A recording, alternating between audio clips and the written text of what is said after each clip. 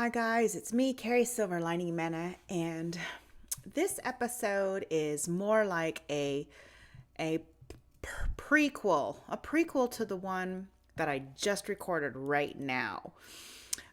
And I really would have liked to have stuck these two videos together. I really like the content of the next one. But it's too long to tack on with this one. And this one, there's some things that I really wish I knew how to just edit out. They're not essential. They're interesting, but they're not essential. But there are some things that are essential in order for, well, I'm pondering, I'm figuring shit out. And so some of this stuff is like, my path to what comes next. And what's next? The one that's coming up next is a big old whopper. You don't want to miss that one. But for context, you need to hear what's going on in this one. And I got to admit that, through my, my processing, that I was wrong about some of the things I said in this video. I'm always wrong about some things because, you learn, you grow. You grow as you go. You learn as you go. And sometimes you're just not correct about some things. So already I feel a little bit awkward about posting this video knowing that I was incorrect. So I really cannot wait to publish the next one. I'm not going to leave a big space in between. I've already reviewed it and I'm basically ready to post it. As usual, I left some things out, but in the grand scheme of things, it doesn't really matter. So do your best to get through this one. I don't mean to say that it's shitty, but what this one is about is like some loose ends, some gear turning. And if you do like my videos, then you will absolutely get something out of this. But what you'll mostly get is context for the next video. So get on through it. And I think I'm going to record a little outro to tack on at the end, because I want to leave you with a little cliffhanger. So I'm going to get that started right now, and then I'll put all my stuff together and I'll get this video released hopefully today. All right, you guys, thanks a lot. Hi guys, it's me, Carrie Silver Lining Mena, and this is my experience as a twin flame runner part 3. It seems to never end, but I do continue to learn through it, so I'm going to continue to share. And if nobody else benefits from this, I do. This is how I heal, is through my storytelling. So let me tell you what I've kind of figured out, or what I think I've got figured out. First of all, I've just pretty much decided that I don't think Fairy Boy had anything to do with that other life that I mentioned. The one where I am now currently experience again with Jessie. I think it was always Jessie, but Fairy Girl just, I wasn't ready to hear that stuff. So she wanted me to have the story, but she also wanted me to pay attention to it and not reject it. So I don't know what, I think that's the only reason she said that. I don't really think that Fairy Boy has anything to do with it. Other than that, I'm also doing these two relationships at the same time. Jessie and Fairy Boy were like at the same time, which is my goal was before. And then again, I've mentioned that there were many hints, or a couple of hints, that connected the two men together for me. And that really played on me thinking that there was a bigger connection up above, but I think it was just for me to compare and contrast, and, so that I can teach and also learn and then teach. So that's that. So, okay, moving on. So I wanted to share an experience that I had a while ago, and I've gotten so much mileage out of this little itty bitty story, and I've joked about it on other shows because I behaved badly one day. And that experience it's the gift that keeps on giving. But the way in which I'm learning now is truly through observation on this one, and comparing it to other circumstances. And one day I'd like to share the whole story. I'm going to have this person on my show one day, but I was at a party one time, and I got hammered. It was when I had lost so much weight, and this was actually 2018. I drank all summer long, and I never had a hangover. That's so weird. Eric told me it was because I didn't fear having one, so I didn't attract one. But when I'm drinking, I never fear having a hangover. That's why I keep drinking. It's like tomorrow's not even here. We're not going to worry about it. But I don't think that was the case. I think Fairy Girl meant for me to be drunk and do things that I normally wouldn't have done. And here's an example of that. I was at a party and I got really hammered, and there was a really cute boy at the party, and I came on strong. And he rejected me, and that's okay. I was just way too hammered for it anyway. And he wasn't the one. He kind of fit the profile of the twin flame, which is funny because they all fit it. He's young, he lives far away, and you're going to travel together. That's funny, huh? So, and that's all like relative. What does young mean? What does far away mean? So anyway, I can apply that to all kinds of people, but I applied it to this guy and I was incorrect. I had a very strong reaction to him. That was another reason I thought perhaps he was, one of my fairies, one of my twins. And after that happened, I experienced much shame. I was transmuting a lot, and I felt very embarrassed and very humiliated by what I did. And it was just basically just, me mouthing off. It wasn't, I didn't assault anybody. And I've been talking, I talked to this guy. If I was going to pull an embarrassing shenanigan, I couldn't have pulled it on a nicer guy, because he's never judged me. And in fact, I don't know why he keeps coming back for more. He says, "Hey, let's reconnect. Let's catch up." He's the only person I'll have a phone conversation with. I don't know why. I'm just like facing my fears with that stuff. Anyway, I did ask Eric about why I felt such shame afterwards. And he didn't really tell me, but later on I found out in just an oh, by the way kind of story. I believe it was Fairy Girl that told me that the reason that I even had that experience at all is because the intention was to have me transmute an experience from another life. And in that other life, this person assaulted me. And, I wasn't given details. I'm filling in the blanks right now. So this could be completely off. But based on my reaction and my current story, I'm going with it. It doesn't even matter if it's right or wrong. The story that I've invented works for me. But this person assaulted me at knife point and robbed me. That's the story I was told. But because I have so much sex shame, I believe that perhaps, because if I was, somebody just stole my wallet or something, I wouldn't feel ashamed of that. Not if I were being overpowered with a weapon. There's no shame in that. At least I don't think so. But I feel like maybe I was sexually assaulted by this person, and that was the reason for the shame. And plus it matched that I came on to him in this life. So the point I'm trying to get at, though, is that when we want to heal things from past lives, we create circumstances in which to replay that. So I believe I've done that again. For example, I touched on this a little bit in a different video, but to elaborate more, I believe that the reason I had the many men as a young girl was to represent my life as Mariana when I was a prostitute, because I had to recreate those feelings of being used and abused and shamed. And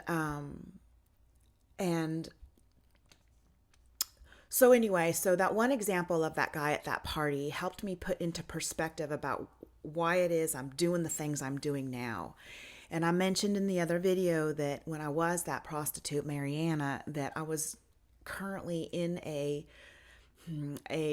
dynamic with Eric, who was then Maurice, my love in that life, and he cut out early, so I wasn't able to finish that work. So I set this life up. In fact, one time, a long time ago, I was told that all of my lives I had a very healthy sexual experience, whatever. My lifetimes were always good when it came to sex, except for these two, the Mariana one and this one, which is also why, if you remember from the other video, I am suspicious that this other person, this other girl that I'm having this parallel with right now, maybe she did have a healthy attitude about sex. And I've mentioned that I believe I may be absorbing her the way I absorbed Marianne, the way Beautiful Mistress will absorb me. I don't just play off my other lives. I like absorb into them. And I'm sure other people do that too. And we probably don't do that with all of them, but because these are connected and significant to each other, I believe that's what's going on. Heather did agree to trance channel Maurice and this other version of me, but she's taking a break right now, and I want to give her as much time and space as she needs because, well, who am I to demand it? And I really, I want her to do a good job for me because it's so important. And so that will happen when it happens. I'm not in a hurry for it, but I am excited for it. And I'm so grateful. I don't think she has any idea how grateful I am. And so, I'll thank Heine and Fairy Girl too for that dynamic we have between us. Because she helps me in ways I cannot help myself, at least not yet. Or ever. She's the professional trance channeler, not me. Okay, so I believe that, this life is directly correlated to that other life, blah, blah, blah. And so I was kind of, let's see, I'm sorry I'm all over the place. I really don't have like a story this time. Like when I told my Aborigines story, it was a story. I'm just throwing extra things in here. So, okay, I got that one taken care of. Okay, so from my last video, I mentioned that I was climbing up that roller coaster. I'm going up and up and up, and I'm scared. I'm scared of the drop down. That dread makes me afraid. And I wanted to investigate exactly what I'm afraid of because was I afraid of love? Was I afraid of Jesse? Was I afraid of being touched? What exactly am I afraid of? Because according to the twin flame bullshit, I'm afraid of the big love waiting on the other side of whatever bullshit I have to go through. And in the generic, broader sense, I'll agree with that. And Michael always says, which is true, there's either love or fear. So if it's not love, it's fear. So maybe I'm fearing love, but it really feels like I'm afraid to be touched. I think that the reason that a long time ago I investigated why I would cut myself, and many of the people that did this were young girls who did not have a voice when it came to their mothers. Not only that, those girls tended to pack on weight. So I always believed that that was the reason that I had, gained the weight that I thought I was hiding from my mama. But it wasn't. And it may be because those are related too. But I think what I'm really hiding from is not fat, but sex shame. I feel like I have a lot of shame and I have a lot of trauma. I mentioned a few times that, I did have a lot of, I don't want to use the term lovers because to me that's like a beautiful word. I had a lot of people I had sex with, a lot of boys that I had sex with when I was younger. And it was never satisfying. It was never about me. And many times, remember in that last video when I told the story about having, Jesse chisel away my outer shell of shame? Well, when I mentioned that, I was like, I'm lying there. I'm just waiting. Because that's how it was for me a lot of times. There wasn't a lot of... It was actually, okay, I'm going to tell this story, even though it's a little bit yucky. But Heather and I, we've been told for a long time that we're going to be in a place of separation. It has nothing really to do with us fighting. It's just I'm over here doing my work and she's over here doing her work. And I'm so immersed in my twin stuff. I always am. But she really can't relate to it because, she's not doing it. And I can't relate to her stuff. Right now she's about changing the spiritual community and all that stuff.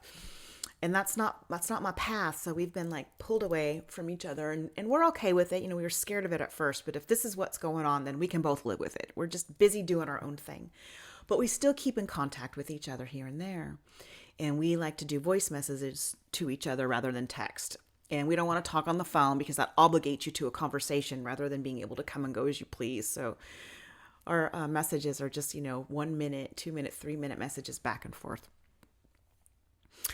So I was kind of telling her where I'm at in my evolution with I call it my Jessie shit. And I actually have pulled him out of it. I've pulled him out of it as much as I can because I don't want to associate this stuff with him. Because I'm processing sex shame and I would rather it just be like a generic male figure, like the one that was chiseling away. I don't want to attach this to him. I want to recreate who he is. and not have those, previous feelings of, aversion to him. And so because he is my mirror, by recreating a new version of him, am I also recreating a new version of myself? I like to think so. If I'm to do my inner work through him, then maybe it just stands to reason that, I don't have to, I don't know, you know what I'm getting at. Maybe just either way, whether I have to do more like introspection on myself or do it through him, either way, he is a integral part of this journey. So recreating us both, recreating a new version of what we were as opposed to what we can be. But after I went ahead and committed to go and spending time with him, that opened up like a whole new can of worms for me. And I began to get really scared, and that roller coaster fear became more obvious to me what it really was. I am scared of sex. I'm scared of sex. And so as I'm like messaging Heather, I'm kind of vague about it, and I'm making sounds like, oh, I'm so uncomfortable about it. Oh, I know it's my path, but I just don't want to do it. I'm so disappointed because I wanted to look forward to this and I dread it. So these are the kinds of messages I'm giving her. And her message back to me was, and she knows, Jessie, she knows better. And I'm sure she reflected afterwards thinking, what was I thinking? And we then went back and forth a little bit with it. But her message to me was, don't go. I don't want you to go. I don't want him to rape you, or something like that. And I knew immediately what was happening. And she, like I said, she knows Jessie. She loves Jessie. He is her friend. She sees the good in him. And also, if you just go from a logical perspective, there's no fucking way I've come this far in my evolution to walk into being raped by a boy, right? I mean, Jessie would never do that, number one. And number two, it's just not part of my path. But that's the place I was feeling. And she was picking up on my feelings, which helped me understand and validate where I was at, because I didn't even put that together till she said that. So it was an important message. It was an important observation on her part. So I explored that a little bit. And I've never been like violently raped. It's always been just like the date rape kind of thing where the boy just pushes me into it and pushes me into it. And I want that love so bad that I go ahead and, acquiesce. I go along with it even though I don't want to. It makes me feel very used. It makes me feel very uncared for. My needs aren't being met at all. So that is where my fear lies, in the sex. But I don't want to feel that way going into it. I don't want to lie there as a scared girl waiting for something to happen to me. You've heard me talk. I have a mouth on me. I have a fierce sexual appetite, and I want to enjoy this. I don't want to be afraid of it. So one of the things that I'm doing right now is, and I don't always know how, I guess just once acknowledging the problem, that's like the first step. And thinking about it, processing it is another step. But mostly with this one, because there really isn't anything to actually do, I just spend time crying and being glad that I've put the pieces together at last. Because if you don't know what it is, you can't solve it. It's just this gnawing, yucky feeling. But when you figure it out, I figured out that it's not Jessie I'm disgusted in, it's me. So guess what? I don't have to be disgusted in him anymore. It's a process. And so I realized that a lot of my trepidation has to do with those rapey feelings. Ooh. Another thing that I realized was, I just lost it. Okay, I have notes here. So I'll come back to it because that's what happens. But let me go ahead and share like a different story that's kind of tied into what's going on right now. You guys heard me talk about that Aborigine story that was from Lisa Tabbert Fry. And one day she messaged me and said, I'm trying to practice this new kind of shamanic journey, whereas you go into trance and I go into trance, and together we travel through this meditative trance-like state and heal fractals of yourself. And I thought that she wanted to do an exchange of like reviews. And usually I don't do that because, and I hate to be cunty about this, but the truth is the truth. When you're doing those freebies, it's usually with people that are just starting out. And sometimes the people just starting out, they're off, they're way off.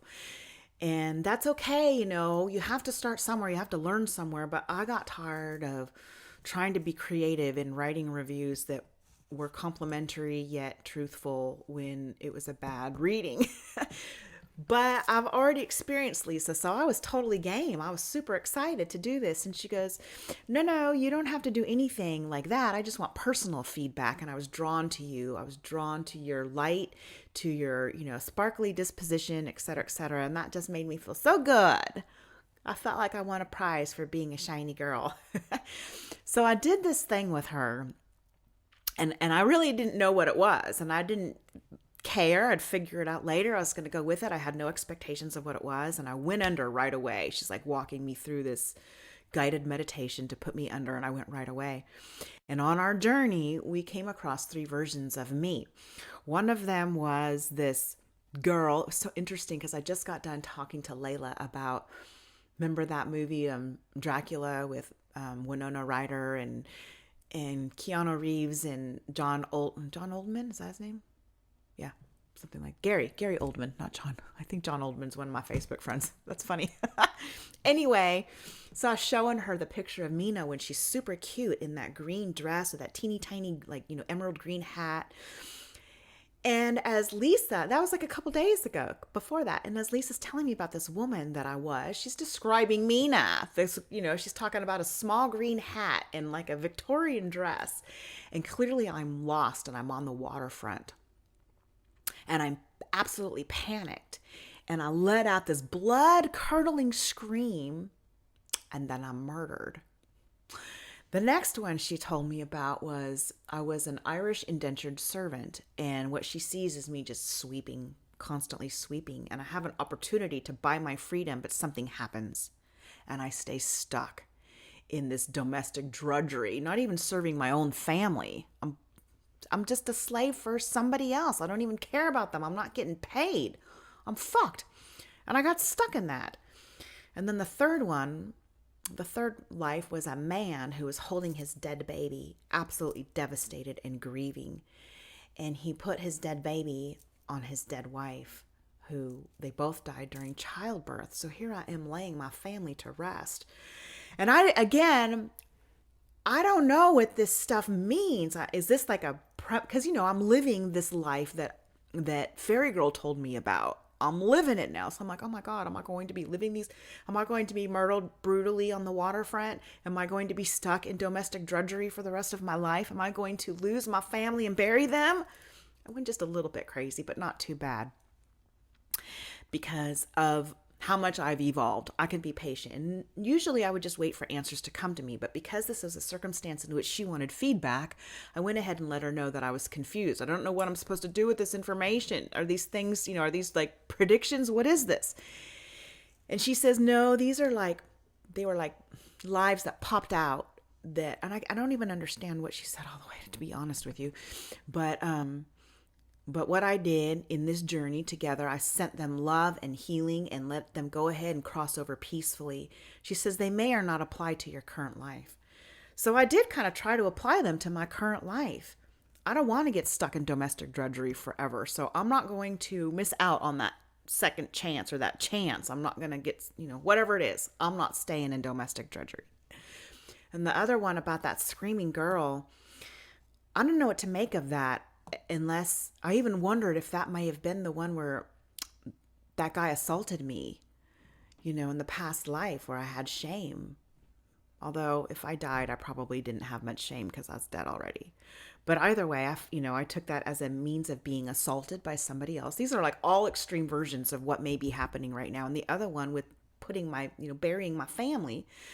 I mentioned last week my fears and my discomfort of, I use the discomfort and fear, flat out fear of separating from my family unit.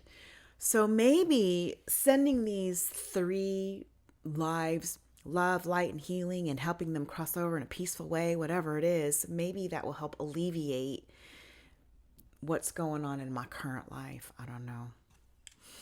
Okay, so there's that one. Okay, God, I wish I could remember what else I was going to say about that other stuff.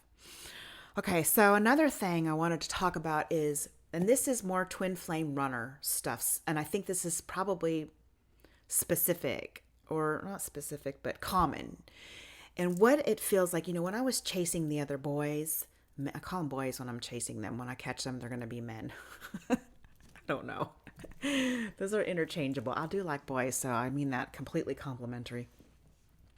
But when I was chasing them, it was always like always wanting, never having. With Jesse, it was pushing away and not wanting, the opposite, all that. But what this feels like, when I had to, get over the other two, I had to let go. I had to let go of wanting them to come back. I had to let go of the control that my love for them had over me.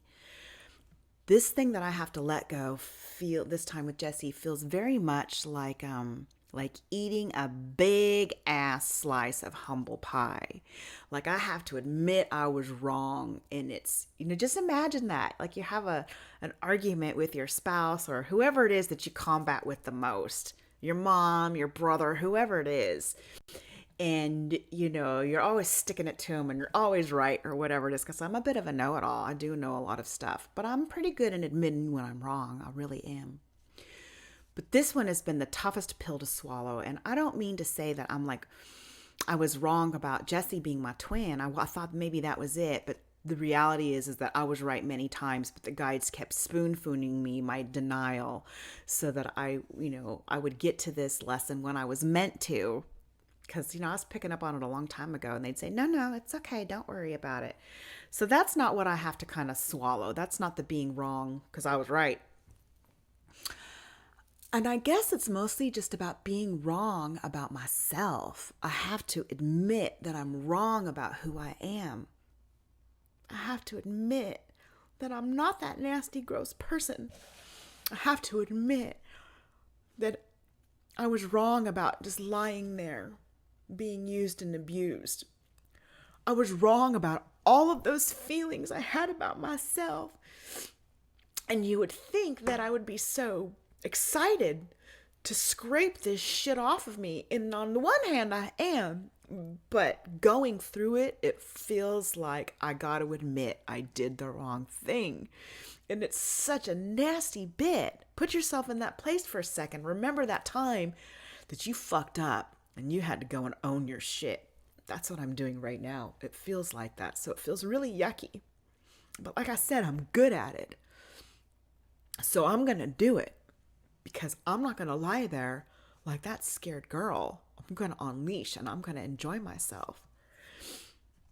And while I'm not necessarily doing this for Jesse, I can't help but consider his feelings too. He doesn't want that stiff, scaredy cat bored.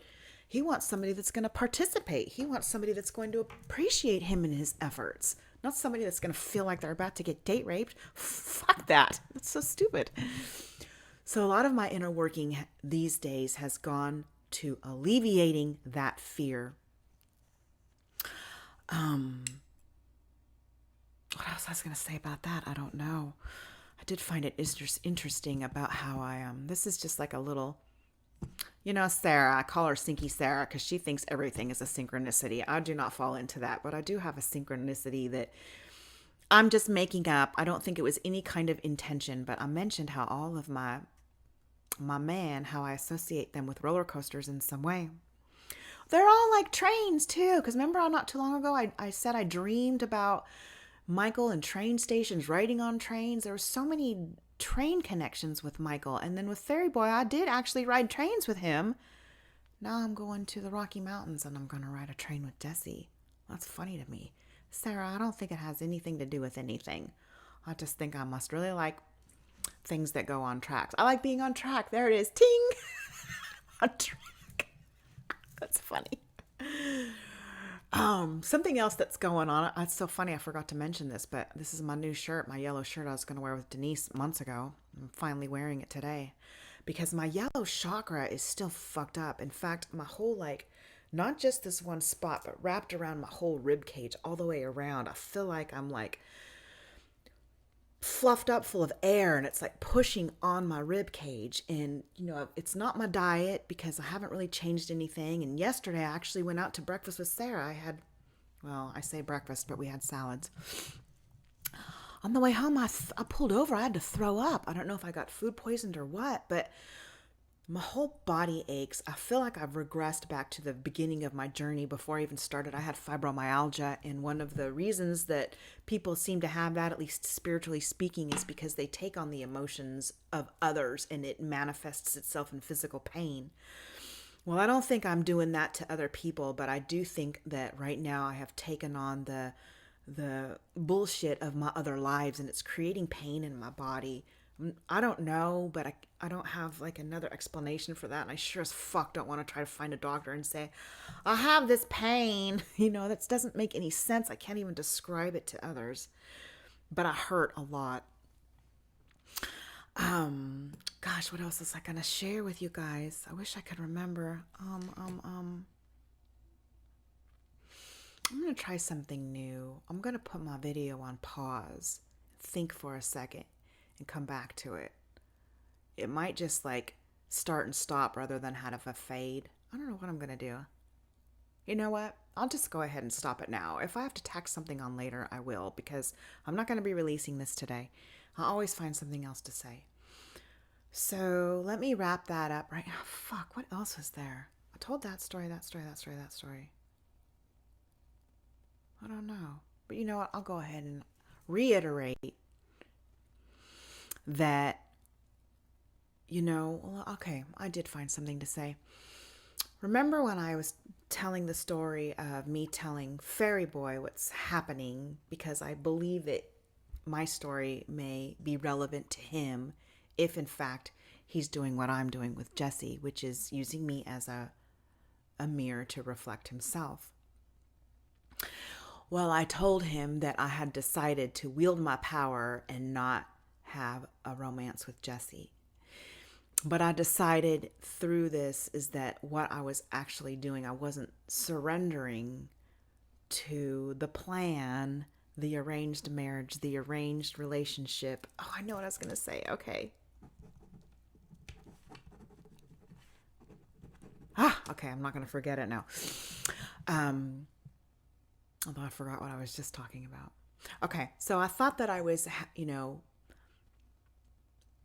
using my power, the power that I worked so hard, my self-empowerment, by saying, no, I'm not doing that. But what I was doing was actually trying to control a situation. And that is where the surrender comes in. And I have surrendered so many times. Are you guys like that? Are you like that? Because like I look at Sarah and she's got her challenges. She truly does. I don't in any way mean to diminish her journey, but I'm going to use her as an example. I feel like with the, losing Adam, that was like the ultimate surrender. She doesn't have to do those big ones anymore. It was huge. She still has little ones. She's still learning boundaries and other stuff. But that was her big whopper. Well, I have so many whoppers, and most of them are like, they feel very real to me, but they're fabricated, and, Michael did all these things to me. Really, he didn't do anything. It was all perception of things that happened before that I was applying to him now.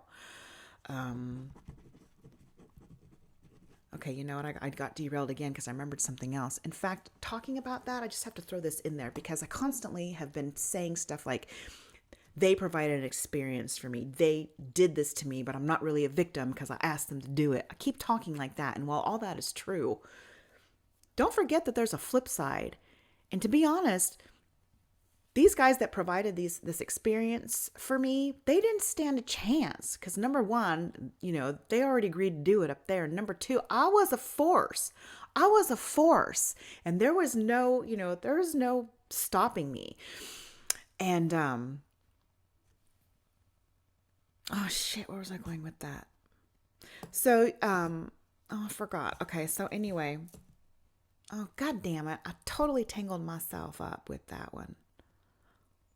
Oh, okay, I know. So, okay, wait. So when I went to this place of being in extreme fear about sex, I was like, I just don't recognize myself. I don't feel this way about sex. I want it in the worst way. I want to do all the sex things. Where is this fear coming from? And I thought back to my time with, Michael and Fairy Boy. And while it was relatively innocent, I was aggressive.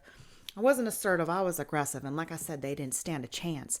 And I began to go back and think about that. And I'm like, I don't recognize that piece of me either. So I spent some time being in complete limbo of going, who the fuck am I? So who I am is I'm a balance between those two. And I believe that I was so aggressive and so assertive was because one of them is that fairy girl kind of wanted me to be that way so I can recreate experiences. And number two, I think that's kind of more of who I am. I think I am a very, very sexual person, but I'm not a person that's going to be used by it anymore. So to integrate all of these different things, I have to ditch the fear and ditch the aggression and somehow meet in the middle.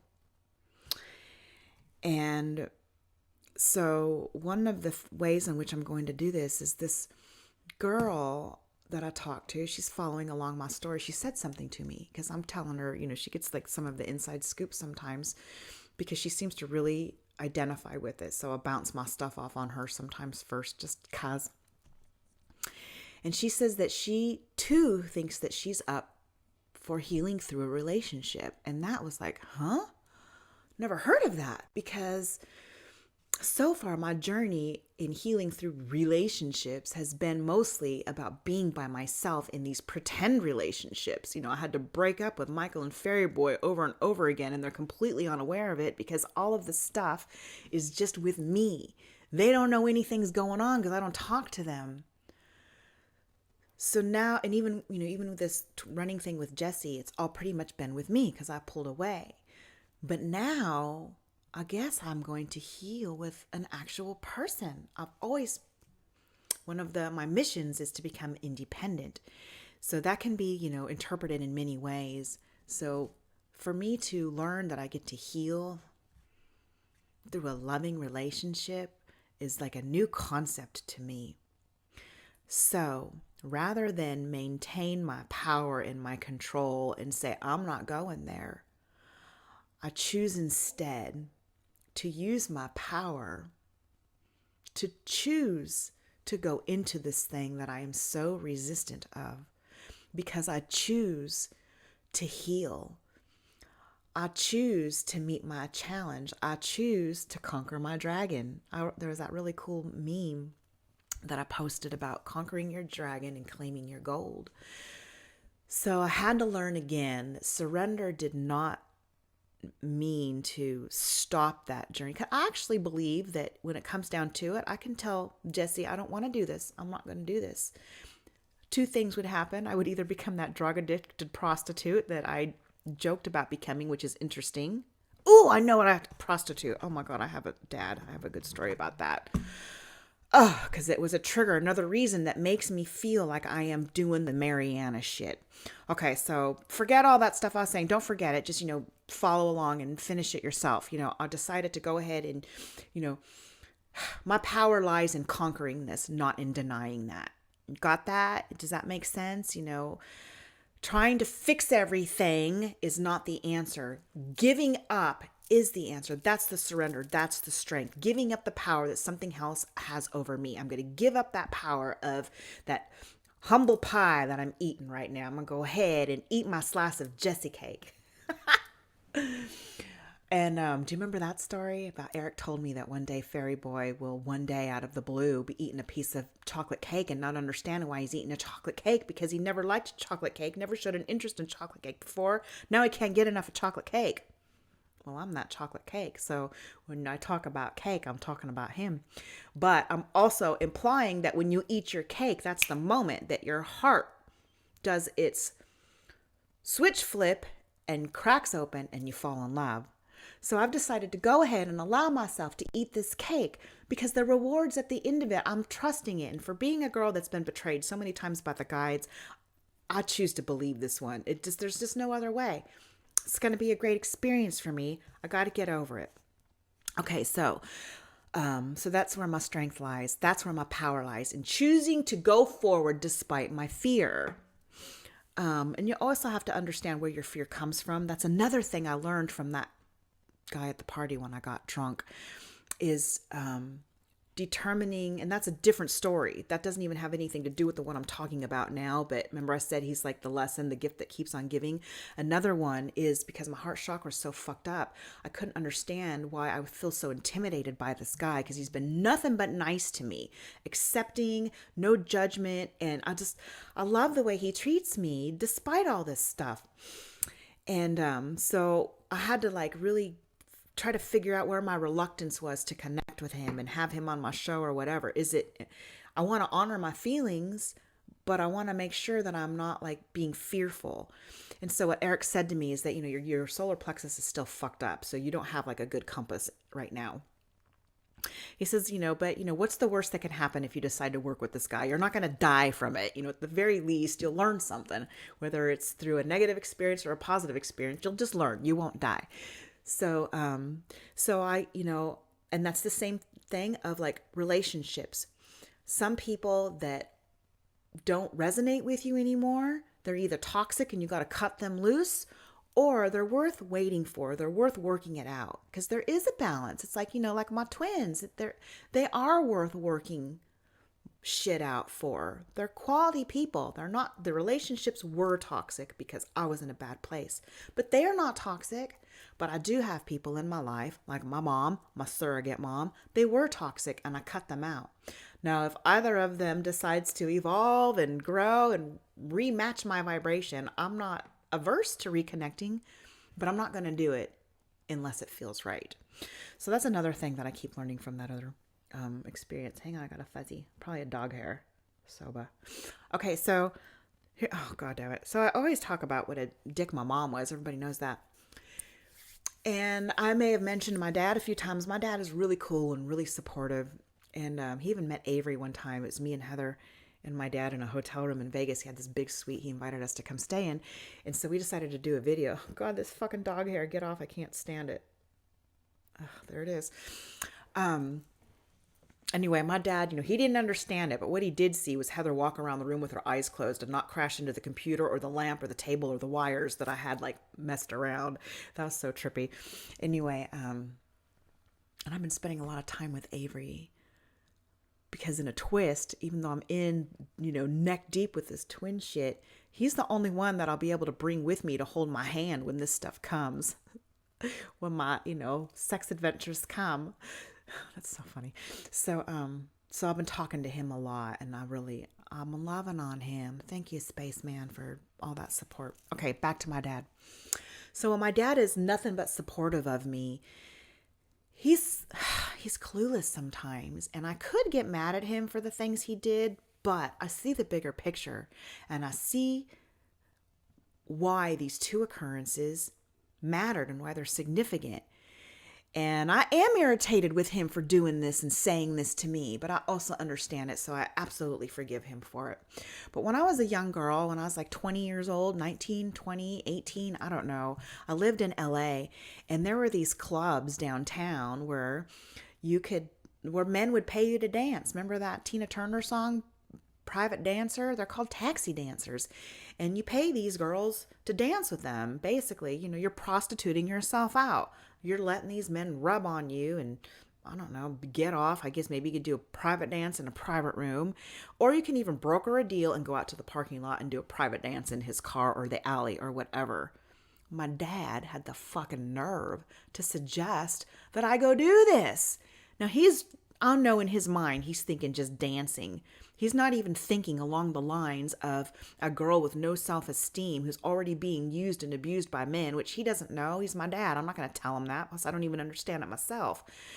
How dare he? How dare he suggest that to me? And that, it irritated me then, and it kind of went away. I didn't think about it. But here and there I did, especially on my journey, because I thought, how fucking fucked up is that? But then it happened again not too long ago.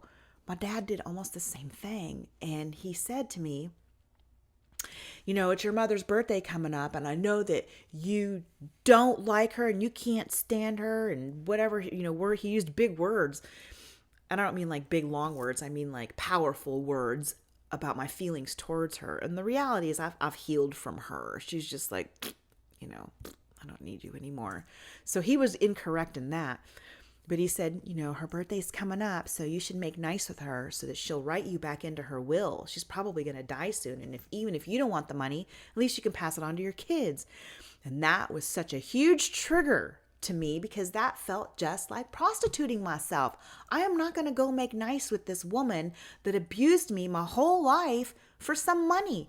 I don't need money that bad. How dare you? So that brought me back to that thing that, he suggested, the taxi dancing stuff, back in the 90s, 80s, whenever it was. And that played into my feelings of feeling like a prostitute. So again, I believe that I have recreated this life in order to heal from the other life. So even though I wasn't getting paid for it this time around, I was still very much used. So fuck you, Daddy, for doing that to me. And I even confronted him about that, and he just glossed over it. I think either he didn't understand it, or the letter was too long, or he just didn't want to deal with it because it hurt his heart. It doesn't matter because I have forgiven him 100%. But it was worth mentioning here because it's those little tiny triggers in life that can really affect you later on. You don't even notice it. Okay, so I guess that is it. God, I hope I don't have to come back and revisit this, but I might, and if I do, that's okay. So I guess I am ready to finally heal through an actual relationship, not a make-believe one. And isn't it a shame that all of the love I'm working towards has been so expensive for me? I have to just go through all of this turmoil. At the end of this Twin 3 shit, when I finally, get over my roller coaster thing, it's going to be so beautiful. I know that, but how fucked up is it that I have to fight so hard to get there? The other two, I fought so hard. Collectively, when you add all this stuff together, well, a lot of it layered. So I'm not even saying add it together because I did 4 years with this one, 2 years with this one, 1.5 years with this one. That's like 7.5 years, but really it's been 6 because they layer. That's a lot of work for love. And it made me think, are they all going to be this hard? Voltaire tried to tell me that you don't have to make things hard. You can make them easy. It's a choice. I guess that's what I'm choosing right now. But it isn't overnight. You have to process things. But is it going to be, am I going to suffer some more with Fairy Boy and Michael? Is there going to be more fucking shit? I have to think, yeah. And that healing through relationship statement that my friend said to me, just that kind of, made it hit home for me that it's not going to be all sunshine and roses. There might be those Jack and Rose moments, but there's also going to be evolution, and evolution, can't it just come from joy? Can't I just experience joy and learning through joy? I don't know. We'll see. I'll let you know because this thing keeps going on and on. Okay, so that really is it. I did think of one more thing while I was talking, but I've already lost it again. All right, you guys. So, thanks again. We'll see. We'll see what I got to add or don't add. All right. See you soon. Bye. Okay, so you got through that, and I hope that you did get something out of it. Besides it just leading up to the next one. I kind of feel like that was like enough in itself. But listen to what happened. What happened next after I did this video and continued on with my processing, I realized that I had made, well, I was going to say a mistake. I don't think I made a mistake. I think I was meant to be here and make my way over here. So none of this evolving is ever a mistake. But what I decided was that going to Colorado to meet Jesse was the wrong thing to do. I'm not going. I threw my ride in reverse. I jumped off that fucker and I ran away again. So find out what led me to this conclusion. You guys, you sat there and watched me. You guys sat there and watched me make this mistake. And I want, well, again, not mistake, but come to this conclusion that was not my correct conclusion. So I'm curious if anybody saw it coming. You'll find out next week. You're going to have, well, I don't even know about next week, next episode. I could release it tomorrow. I don't know. I'm really anxious to get that one put out there because that's the one where I did the most growth. This one, I'm just still kind of figuring shit out. I always think I know it all, but I don't. I just know it all that I can know on that day. Actually, that's not true. I'm not a know-it-all at all because how many times have I claimed to be confused? Well, I was still very much confused while recording the video you just watched. But soon after, I was like begging. I was begging great-great-grandpa Cayetano. I was begging Pierre and Eric and Murgello. I pulled Murgello in. And some things became very clear to me. So I alleviated a lot of my confusion, but I had to be in this place first. So look out for that next video. And in my mind, I have it that I would like to release it tomorrow, like almost immediately, but I'm a big fraidy cat sometimes. I like to review things for a while, but as I said, I'm anxious for it. So give me some feedback. Should I do it right now? I might base my decision to post right away based on, I don't want to overwhelm and bombard you guys. You know, sometimes you need a break. Who wants to listen to Carrie talk for 2 hours besides me? Just kidding. All right, you guys.